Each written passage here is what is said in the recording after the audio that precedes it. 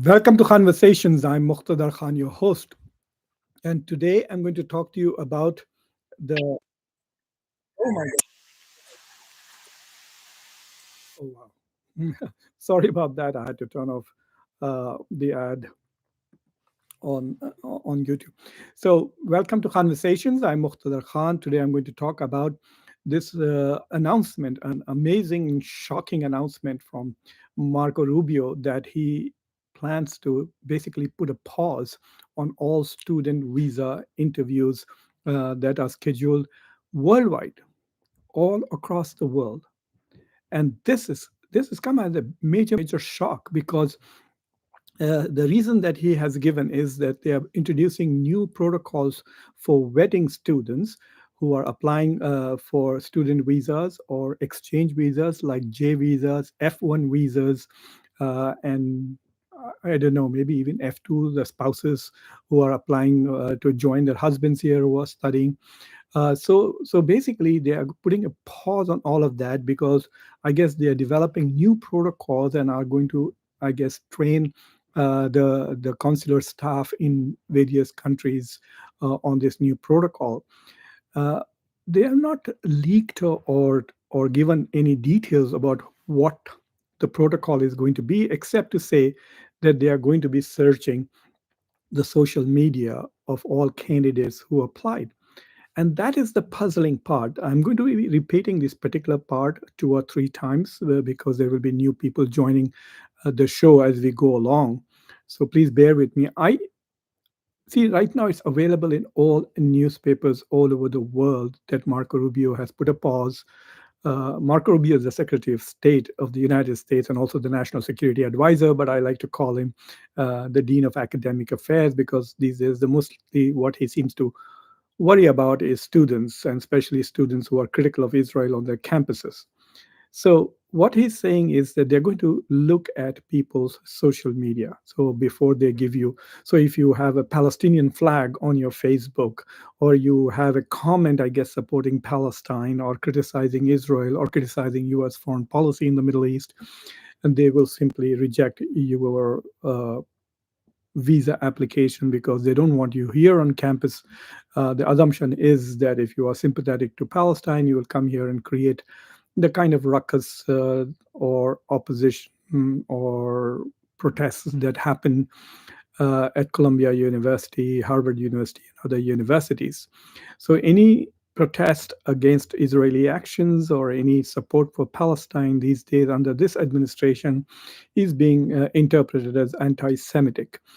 And therefore, so if you have any anti Semitic content on your social media, I mean, it could be just a resolution from the UN, which is critical of Israel, or any statement or anything that conveys the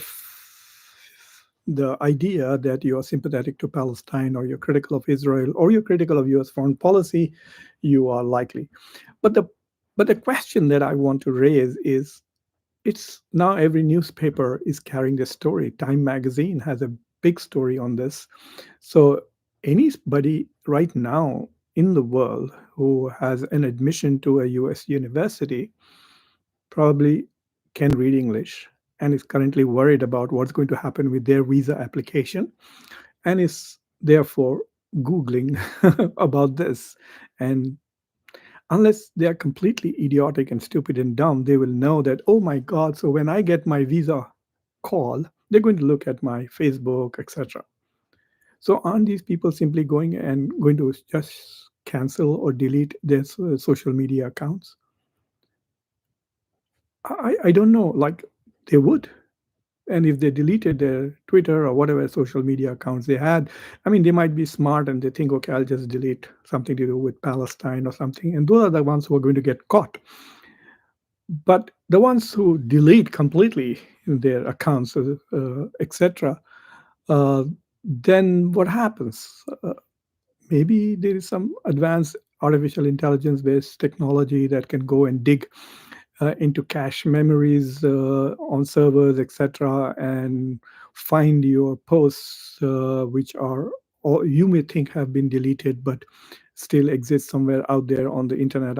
I'm not that tech savvy. I used to be an electronics engineer long, long ago. I became an engineer in 1987, so 20, 37 years ago, and I stopped being an engineer by 1990.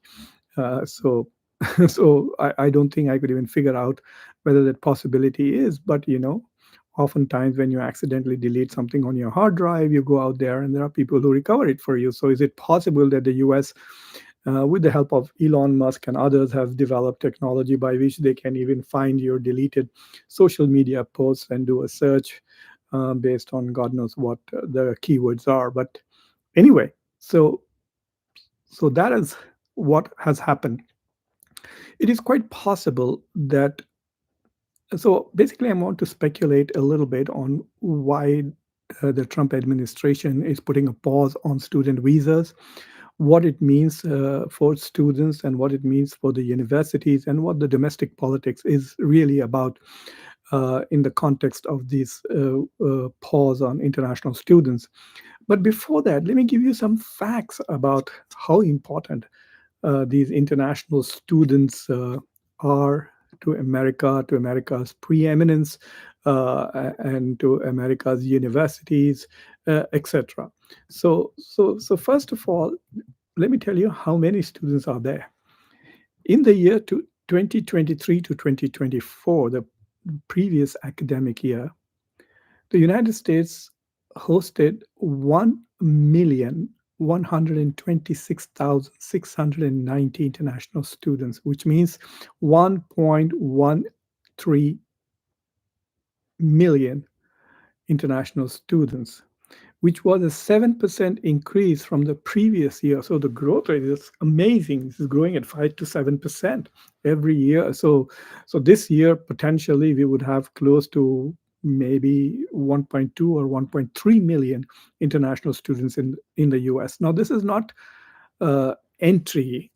It's just saying the total amount of international students in the US.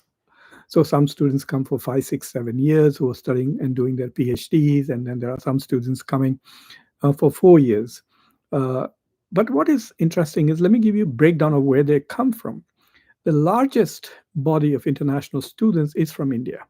So of these 1.13 million international students, 331,000 plus are from India. So roughly 30% of all international students in the United States are from India, which means that the country that is going to, or the students from the country that are going to suffer the most are from India. This is going to impact Indian students the most because they are the biggest market. Then they are followed by China, which had last year 277,000 students. So between uh, India and China, we are looking at roughly 50% of all international students come from India and China. And then the next country is South Korea with about 40,000 plus. Then Canada. I'm surprised that there are nearly 30,000 Canadian students who study in the United States. It's possible that the government pays for it, so they are paying full tuition. And then there are students from Vietnam, more than 20,000, from Nigeria, Bangladesh, and Nepal. So in the top one, two, three, four, five, six, seven, eight, in the top 8 countries, we have three countries are from South Asia.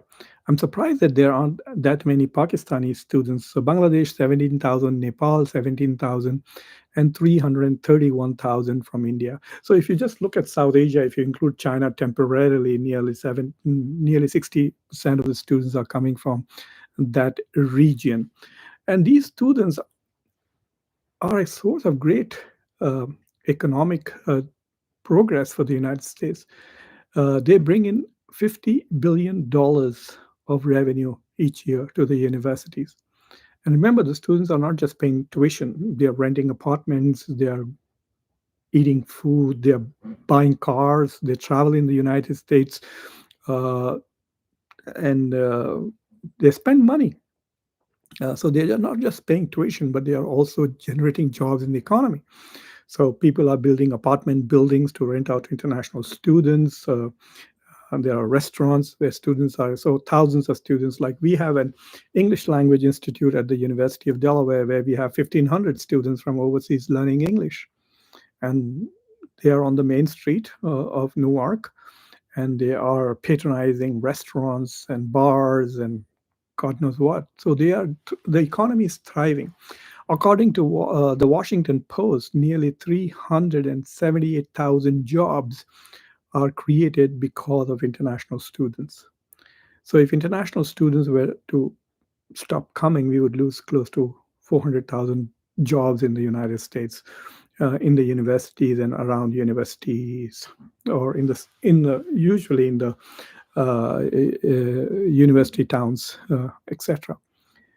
Let me also give you a breakup of these students. Only 17% of them are coming for bachelor's degrees, about 50% come for master's degrees, and uh, no, sorry, that's the wrong data. The data that I want to give is the data this tells you as to how long, who stays back in the US. So, for example, one perception is that, oh my God, we are training all these foreigners, we are spending so much money in the best universities like Harvard and Columbia and Stanford and University of Delaware. We are recruiting foreign students, keeping Americans out, and then these foreign students are learning at our expense and then going back home and developing their countries. They are not.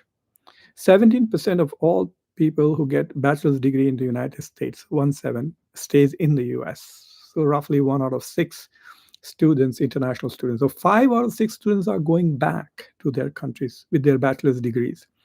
But half of those who get master's degrees, so those who do MS in computer science, MBAs, etc., they stay in the US. So people with advanced degrees are staying in the United States. These are the people who we actually fund. We never fund undergraduates, they mostly pay full tuition.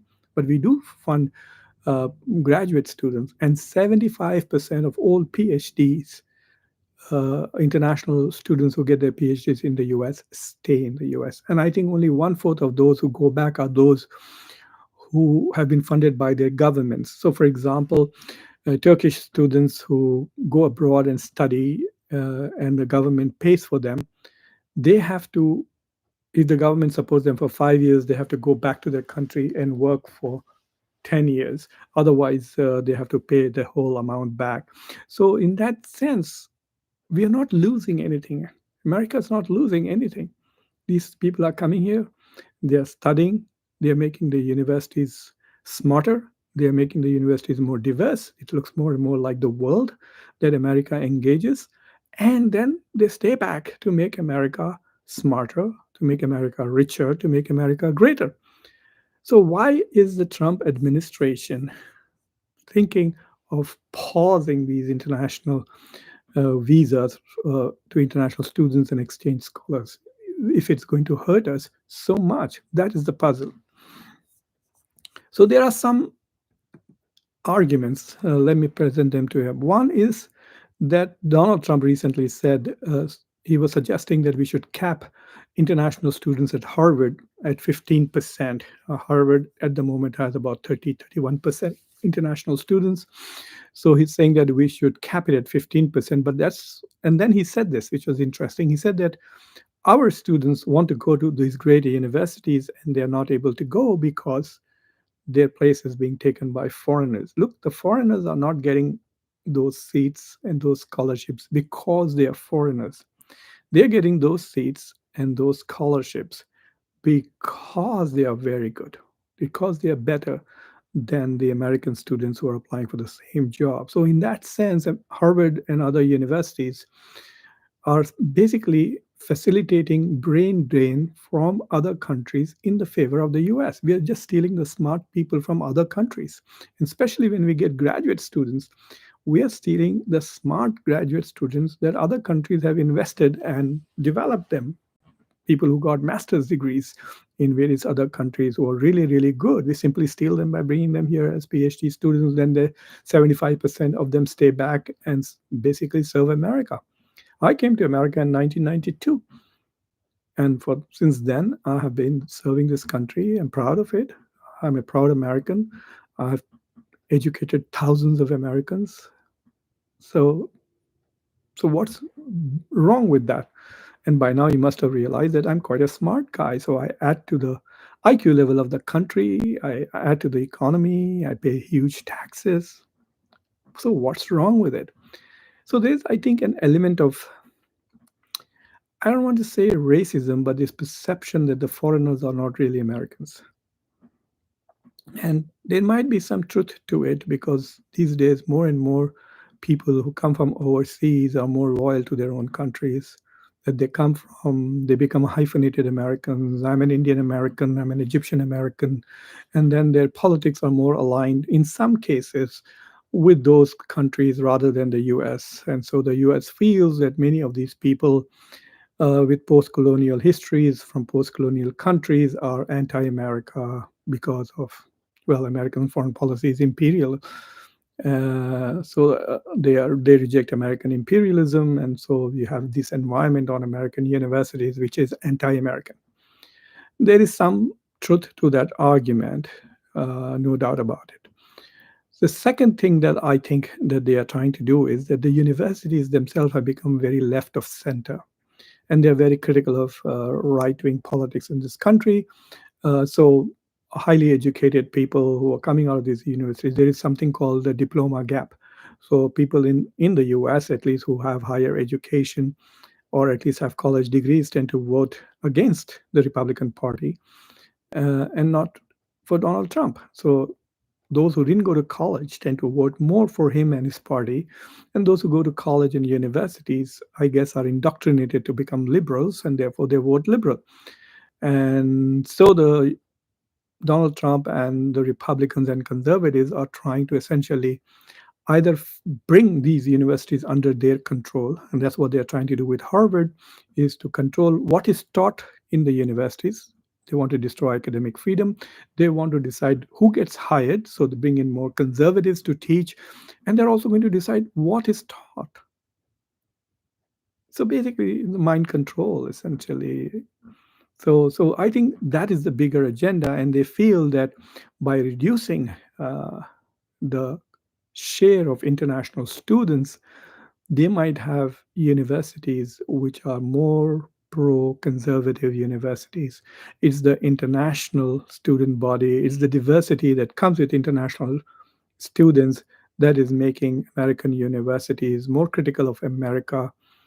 So they are willing to sacrifice talent for ideology. So this is it. They want people who may not be very smart, but they are at least America first. So they basically, I think that is what it is: sacrifice smartness for ideological, maybe even cultural, maybe even religious and racial purity. So more white people, maybe more Judeo-Christian people in American universities. So if half of the international students are basically from India and China, then they are either atheists or Hindus, vast majority of them. So my guess is that the coming academic year 25, 26 is going to be deeply impacted by this. International students are themselves going to suffer. Take, for example, a student, say, from my hometown in Hyderabad, who has applied for a PhD in physics and has applied to MIT, to Stanford, and to Harvard, and applied to Oxford and Cambridge, and applied for, I don't know what universities there are in Europe. So let's assume that he's applied to one more university in Europe and one in Australia. And then he's got this full funded 6 year PhD admission to MIT or to Stanford. And he's thrilled. Oh, I'm going to one of the greatest universities in the world. And decides to decline all other admissions and says no to Oxford, no to Cambridge, no to the French university, no to the Australian university, who then, all of this would have happened in March. And then those universities would have gone down their list and they have taken who is next and offered their scholarship to them. So now this guy who has accepted admission to MIT or Stanford and is waiting to go to the US embassy to get his student visa is not going to be able to come here in the fall. unless the delay is just 1 or 2 weeks. And if the delay was going to be just 1 or 2 weeks, then there was no need to make this announcement. And in fact, when the question, the State Department could have simply said, look, don't make a big deal out of it. The delays are going to be just by 1 or 2 weeks. Once we get the protocols in place to do this extra wedding, and we are going to make sure that all students who are coming here for fall get their visas in time. That kind of reassurance was not given by the State Department when they addressed the question. They tried to play it down as saying this is nothing so horrible and scary about this. This is just that we are just upgrading our protocols on vetting the students by looking at their social media. So basically, that's where we are with this scenario. I think it's not good for America because it's going to scare people uh, into coming to the US. And uh, smarter and smarter students, better students, global talent is going to look elsewhere. And this is going to benefit Australia and UK and Canada a lot. They're going to get some of the smartest people who otherwise would have gone to Harvard, MIT, Stanford, University of Delaware, Duke University, amazing places in the United States. Look, I have been in this country for more than 30 years. I've lived most of my adult life in America, and I'm happy for that. But I've lived it only in universities. I came here, studied here, and then I've been teaching here. And I think there's no better job than that, being at an American university where you have academic freedom, where you have resources to do research, to teach, and then you're meeting the smartest people in the world. I teach at a university, University of Delaware, which many of you may not have heard of because it's not in the top 30. But we have won more Nobel Prizes. This is University of Delaware. We have won more Nobel Prizes than many countries in the world. And I'm just talking about University of Delaware. So there are lots of talented professors, talented grad students, talented undergraduate students who we meet, and they generally lift our productivity and lift up the quality of work that we do because they challenge us to get better and better and better. And it'll be such a tragedy if American universities are destroyed for ideological reasons. American universities not only make America great, but they make the world great too. There's no doubt about it. All the inventions and all the scientific progress and development that is coming out of American universities is shared worldwide on a daily basis. See how many Nobel Prizes the US wins for sciences every year. Very few of them go to people who work in laboratories and in private laboratories. Most of them are to professors in the university. One of the most, shall we say, great engines of scientific development was the partnership between federal funding and research universities in this country. So I'm very disappointed by this. I hope there is a blip and there'll be a course correction. I have no problem that if you don't want to bring in people who want to do their PhDs in political science, international relations, social sciences, history, fine. Especially histories of foreign countries, people who want to come to America to do a PhD in the history of, God knows, Sri Lanka or India or Guyana. That's fine. Reject their visas. But people who want to do research on medicine, who want to do research on healthcare, who want to do research in medicines or pharmacology, who want to push the boundaries of natural science, etc. Not bringing them to American universities is a travesty because it will probably there are lots of brilliant people all over the world, maybe in Ghana, maybe in Sri Lanka, who don't get the research environment which would give them the opportunity to fulfill their potential.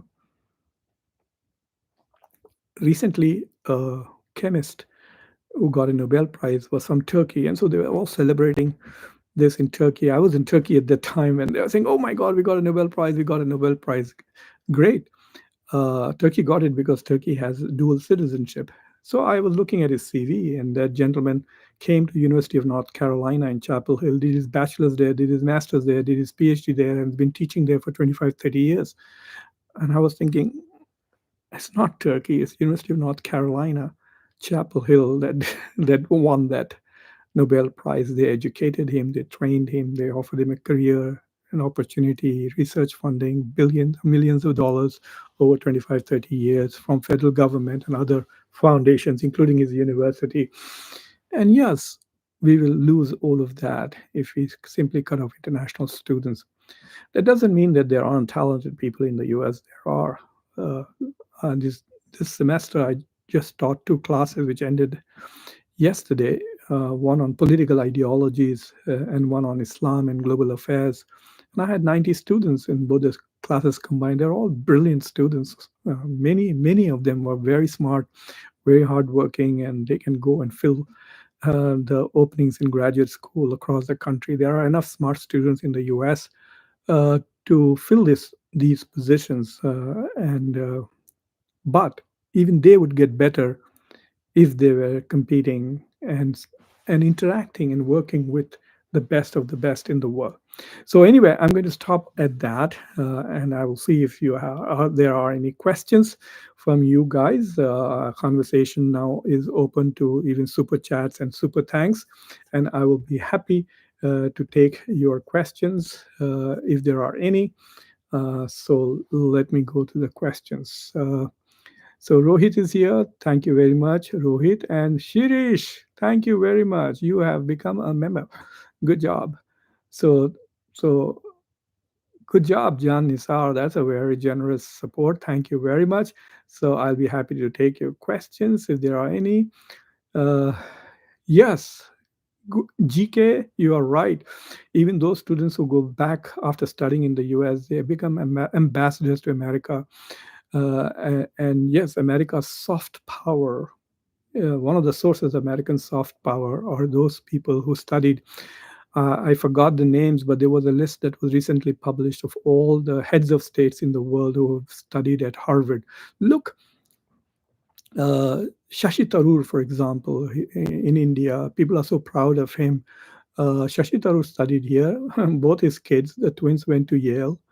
And so there are lots and lots of people from all over the country who have studied here and then gone back to their countries to serve them. But they also become ambassadors for the US because they understand the US. And so when people make stereotypical arguments about Americans, they'll say, no, that's not true.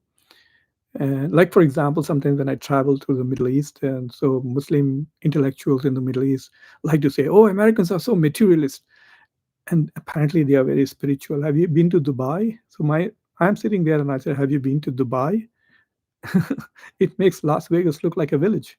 So don't tell me that Muslims are spiritual and Americans are materialist. Americans are spiritual too. We have Sufis here. We have people from every religion here who practice their faith. So what happens is people who live in America then go back to their countries, become informal, unofficial ambassadors of this country.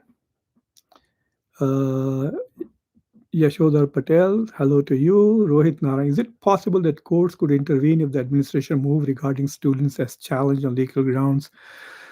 Uh, Rohit, you're right. The Harvard has already filed a complaint against Donald Trump taking their ability to recruit international students.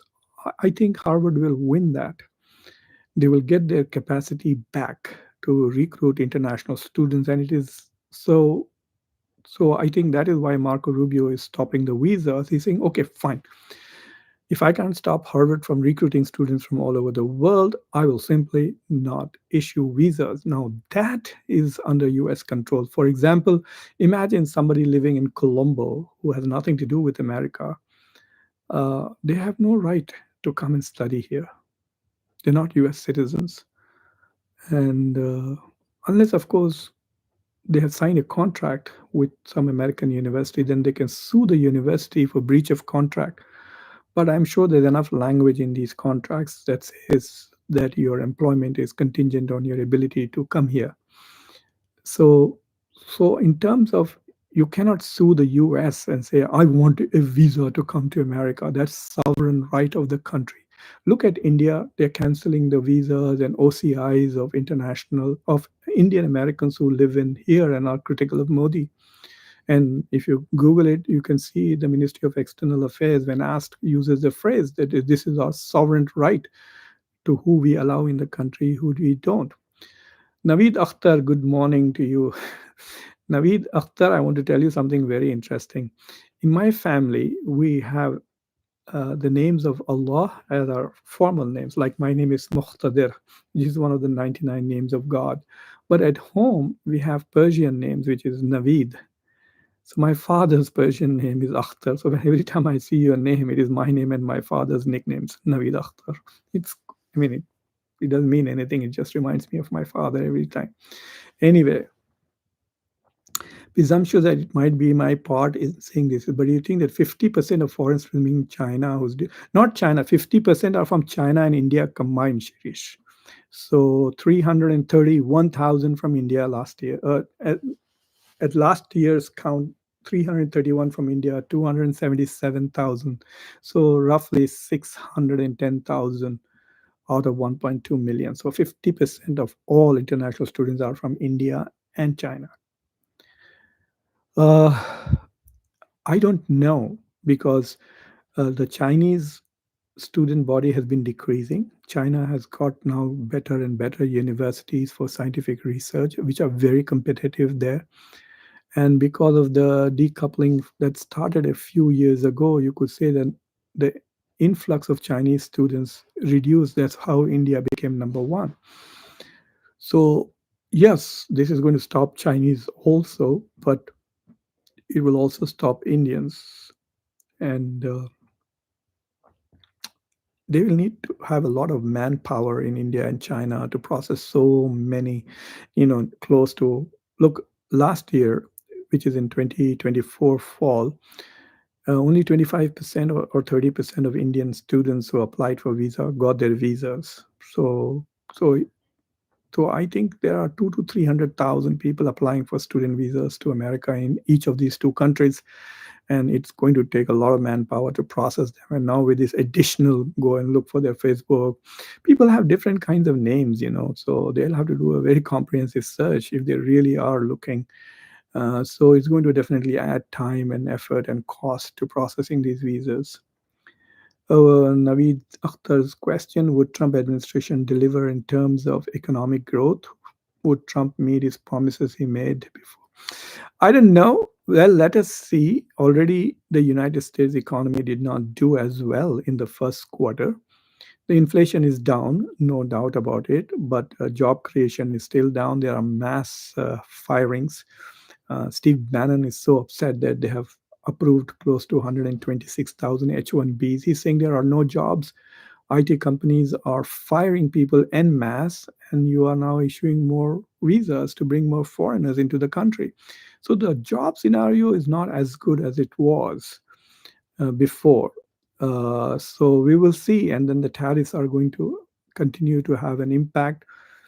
And look, Donald Trump is attacking some of the greatest assets of America: Harvard University, Apple company. Uh, and I'm worried that that is going to have an impact. On top of that, in a few hours, I will be posting a video on my channel. I just recorded it before I did this live about United States debt. As a result of the $36 trillion debt that the US has, uh, all credit rating companies have reduced United States rating. So the US rating has gone down by one notch, which means now borrowing money is going to be very expensive. So, so yes, that will also have a negative impact on the economy because mortgage rates are going to go up. If you're going to buy a car, that's going to become more expensive. If you're going to buy a house, maybe going to pay 6% or more on the mortgage. So in that sense, the US economy is going to definitely suffer. But the trade is going to be down definitely because exports are going to be down. So the second and the third quarter are going to be very, very bad for the US. It is quite possible the US might be in recession by the fourth quarter. Let us see. Unless all this talk of tariffs, etc., is just hogwash, and by July, August, we'll have a scenario where the US is no different from what it was in November or December before Trump took office. And then we will all be back. Already, if you notice that China's tariffs went to from 20% to 145, and then have gone from 145 to 10 plus 20, which is 30 at the moment. So they already gone down from 145 to 30, and that 30 can become 10 because 20% of it is tied to China's control of fentanyl mm, ingredients that are exported. If China is able to satisfy the Trump administration that it has controlled the precursors to fentanyl, then you will see that China will have only 10% tariffs. And then we'll be back to where we were with very slight, uh, either slight inflation or less profits for corporations if they decide to absorb that 10% tariffs. We will see what happens. So it is quite possible we'll be back by December because Trump has about 15 months now. What is this? This is, we are into entering June, July, August, September, October, November. So it's about 17 months before the midterm elections. And they cannot allow the economy to go down or into recession. People losing jobs will hurt, and Trump could lose the Senate, which is just very, very close. And even look at the vote on the budget. It was, I think, 215 to 214 in the House. So it's very, very close, and they could get into trouble. They could lose both the House and the Senate in November next year. GK, I got a 5 year student visa recently, and my education will be done in 2.5 years. Must I leave immediately after 2.5 years, or the US will honor years of visa is an entry document, GK. So whether you got 5 years visa or 3 years visa doesn't make any difference. Your visa could expire, but you could still be in this country, and as long as you maintain your status as a student in good standing, which means you're taking the amount of credits that you need to take, then you are not out of status. It's just that if you wanted to go home and come back, then you would get into trouble because you don't have a visa. So visa is not a status thing. Visa is just an entry document. So you could have come to the US with a 2 year visa and you could finish your studies in 3 years. Now, the question for you, much more critically, is what happens to the policy of OPT if you're looking for finding a job here in the US after you finish your education, if you don't go for higher education. And so, whether you can do optional training and other things, which is what people do to extend their stay in this country till they get a job which sponsors them for H-1B. And so there are other ways of staying in the United States, getting a job and getting sponsored. But who knows, the way MAGA is so anti H-1B, it is quite possible that Trump might put an end to that also. It's only because of Elon Musk and people like, you know, IT companies, Apple, etc., who've given a lot of money to Trump during the campaign that Trump supports H-1B. And there's also a lot of problems with H-1B.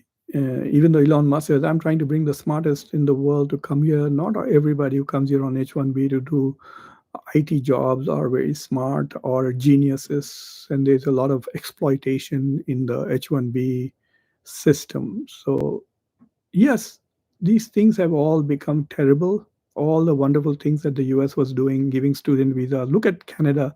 There are fake universities which have become conduits for migration from Punjab to Canada.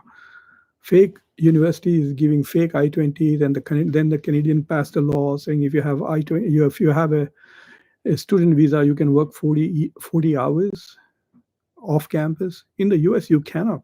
You cannot work off campus. You can only work on campus and only for 20 hours per week. So you can't be a full-time. How can you work full-time and be a full-time student? And so that is at least rational. But in Canada and other countries in the West, people just apply for student visa, go there, and then they work for 40 hours and they keep working and they never study. So these systems, which were created for good, have been exploited for bad. And the same thing has happened with H-1B, not so much in the US with student visas, but with others. Uh, a couple of years ago, I was on our PhD admissions committee and I was looking at applications of people who were applying for PhD. And what surprised me was there were so many people who were applying for a PhD at UD. It takes 6-7 years to get a PhD at my university.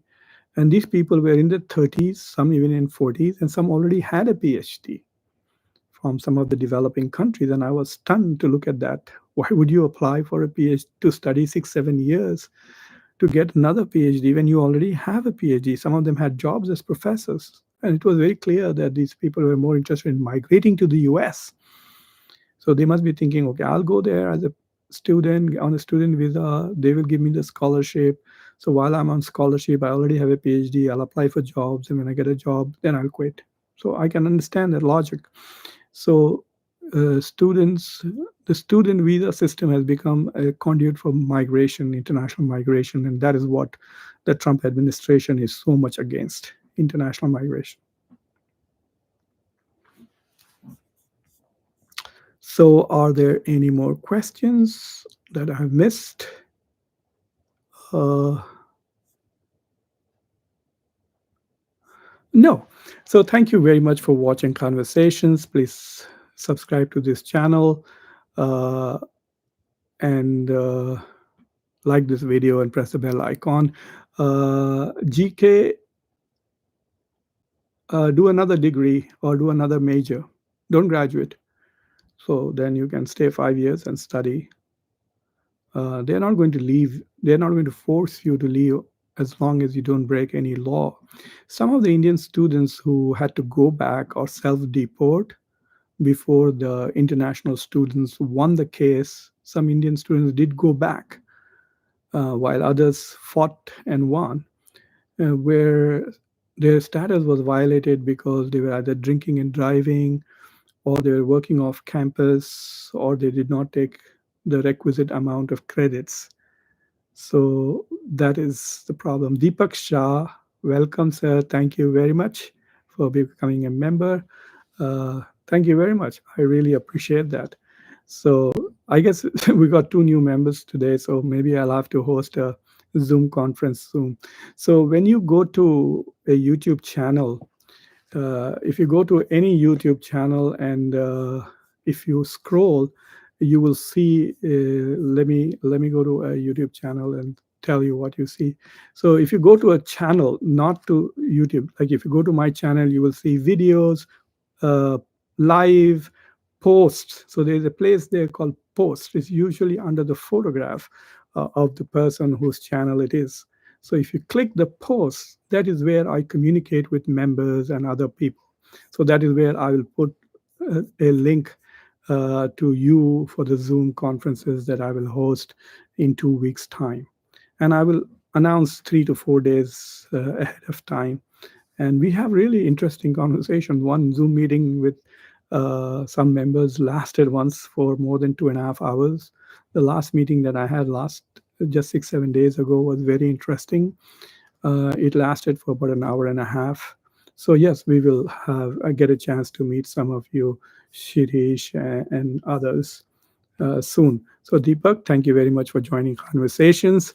For those of you who are in India, I will be doing the same again on my other channel, Conversations 2025. I will be doing this in Hindi. Plus, if and I do, I will give some advice to international students or those who are applying to the US to study on how best to navigate these challenges. So, thank you very much for watching Conversations. Take care.